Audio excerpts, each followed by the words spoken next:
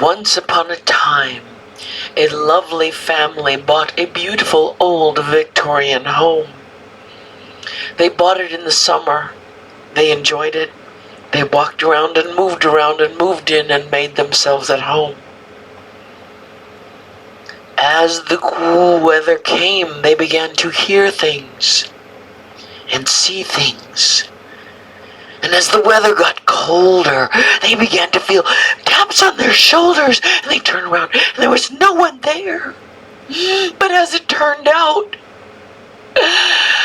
they closed the windows of the house as the weather got cold, and they needed a carbon monoxide monitor because carbon monoxide causes visual, auditory, and tactile hallucinations. Maybe you aren't haunted. Maybe you just need to find the carbon monoxide leak and fix it.